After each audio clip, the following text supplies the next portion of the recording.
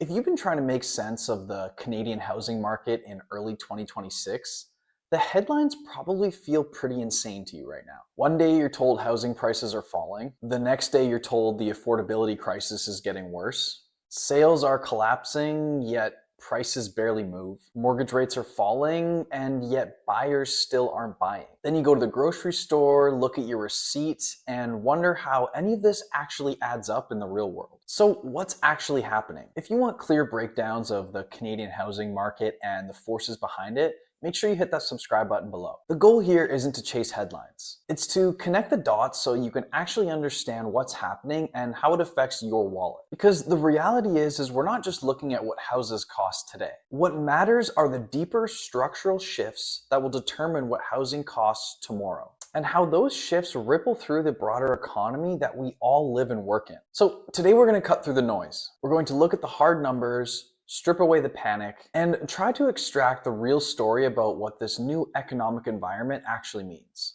And to understand that story, we have to start with the housing market. But we need to frame this properly, because what we're seeing in the data right now is not another simple boom and bust cycle. It seems much more like a structural shift. Vancouver's presale market has fallen off an absolute cliff. And the number I'm about to show you might be the single most important statistic in BC's housing market right now. 2 years ago, in January 2024, there were over 430 presale units released. This January, just 73. That is a massive drop, especially because presales are one of the most important leading indicators for our housing market. It's easy to think, oh, developers will just keep building because people need homes. But that's just not how large construction projects work. Developers rely on forward sales, those presales, to secure construction financing from banks. Those early buyers effectively prove to lenders that the project is viable. So if developers can't sell the idea of the condo today, then they definitely can't build the actual condo tomorrow. So when pre-sales collapse today, the impact doesn't show up immediately. It shows up years later when those buildings never get built. When pre-sales collapse from 430 to 73 units,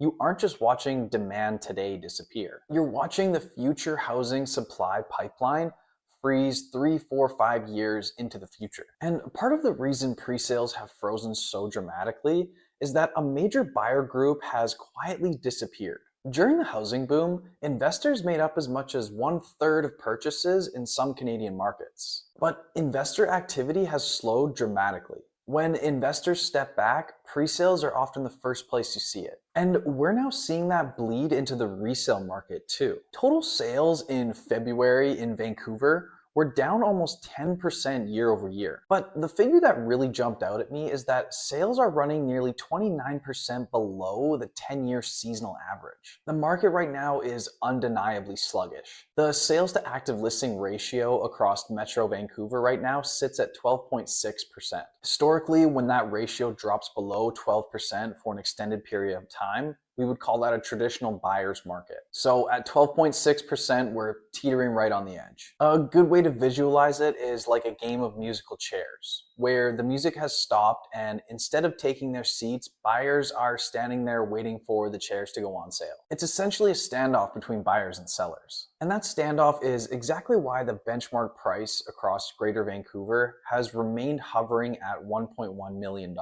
But here's where things get even more interesting. We constantly hear politicians and large media outlets talk about Canada's housing market like one giant national system. But the data we're seeing right now completely shatters that idea. The divergence across the country is extreme. Cities like London, Kitchener, and Toronto have seen prices fall 30% from their peak. But at the same time, places like Quebec City, Halifax, and Winnipeg are sitting at record highs. Two completely different housing realities. So if you want to understand what your own home is worth, national headlines are far less useful than the supply and demand dynamics inside of your city. But this fractured, hyper-local market leads directly into a much bigger issue: the affordability disconnect. Inflation has cooled significantly. The Bank of Canada's core inflation numbers sit at around 2.5%. Mortgage rates have also drifted down to roughly 3.8%. So If borrowing costs are falling and inflation is cooling, why aren't buyers rushing back into the market? This is where the data gets confusing again, because something unusual is happening. Traditionally, lowering interest rates is a primary tool that banks use to stimulate the economy. Make money cheaper to borrow, and people will borrow it. But something different appears to be happening this time. Even with the expectation that the Bank of Canada could cut rates later this year, cheaper mortgages alone may not be enough to restart that buying frenzy we've seen in previous cycles. Because many Canadians may have simply just run out of financial breathing room. The macroeconomy doesn't matter much if the microeconomy of your living room is underwater. It doesn't matter if the bank offers you a low mortgage rate if your credit card is maxed out from 2 years of inflation and rising food costs. Because before people think about buying $1 million condo, they're trying to stabilize their own budgets first. And there are some darker data points that reinforce just how tight that consumer squeeze has become. Consumer insolvencies in Canada, which includes bankruptcies and consumer proposals, topped 140,000. Historically, insolvency trustees mostly dealt with renters. But by the end of 2025, over 10% of insolvencies were homeowners. At the same time, employment insurance recipients jumped over 16% to roughly 570,000 people. For many households, the financial reality is incredibly tight right now. But there is a silver lining depending on where you sit in the market. The average rent for an unfurnished one bedroom in Vancouver has actually dropped 11% year over year. It's still high, but that's a meaningful drop. Population growth has essentially flattened while a record number of newly completed rental buildings have hit the market at the same time. It's a reminder that when housing supply actually expands and population growth slows, markets do eventually rebalance. Now, we need to shift gears here and talk about policy, because government decisions directly affect the housing market. The newly released BC budget is already sparking a pretty intense debate here in this province. They're projecting a $13 billion deficit. To manage that shortfall, the government introduced several new targeted tax measures. One of the most notable is the 7% provincial sales tax applied to rental property and strata management services. That means higher operating costs for buildings, which will most likely translate into higher strata fees for owners at some point. The budget also increases school tax on homes over $3 million, and the foreign owner speculation tax is rising from 3 to 4%.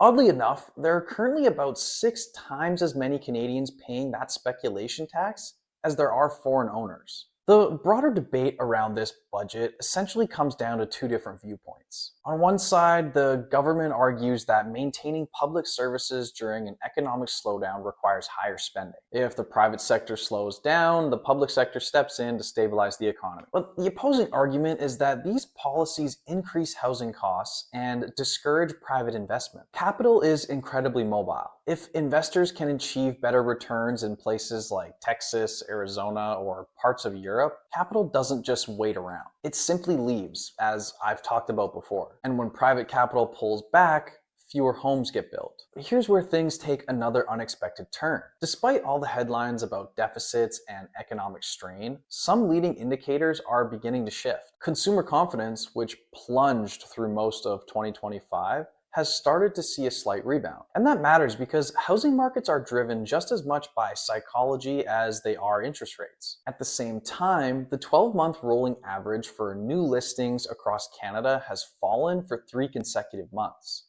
That might sound like a small detail, but it could be extremely important. If buyer confidence improves while fewer sellers list their homes, the existing inventory could start getting absorbed faster than we expected. Personally, I don't see a high chance of that happening, but if it keeps trending in that direction, we could see the market quietly tighten again later this year. There's another economic story developing in the background that I wanted to touch on as well. Many economists are worried about the possibility of a 25% tariff from the United States. The Bank of Canada estimates that a tariff of that size could reduce Canada's GDP by roughly 4%.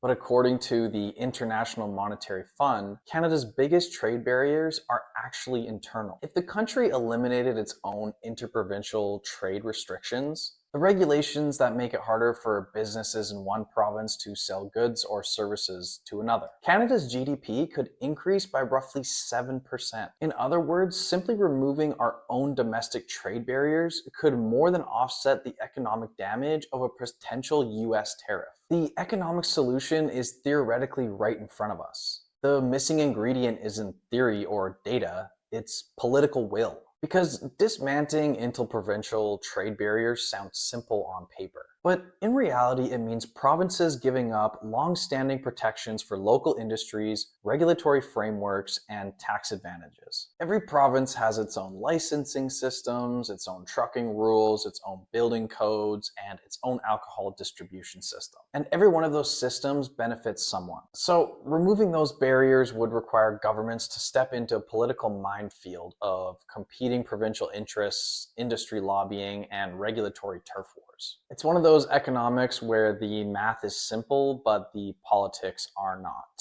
So what does all of this mean? Real estate has historically been one of Canada's largest engines, contributing to around 7 to 9% of our GDP. But the landscape we're seeing in 2026 is far more complex than a simple housing boom or crash. Instead, we're watching multiple forces collide at once. Central bank interest rates, government fiscal policy, and global trade risks are all intersecting with the financial reality of everyday households dealing with debt, rising costs, and shrinking financial flexibility. For decades, we've believed banks control economic cycles by adjusting interest rates. But if mortgage rates drop and buyers still can't buy, then maybe interest rates aren't the real constraint anymore. Maybe the real constraint is the balance sheet of the average Canadian household. And if the average household budget is already tapped out, do the traditional economic levers simply stop working? If they do, what does the next economic cycle actually look like? I'm curious to know what you think. Let me know your perspective in the comments below. And if you're wondering how all of this affects your specific situation, there's a Calendly link in the description. I'd be happy to go over it with you.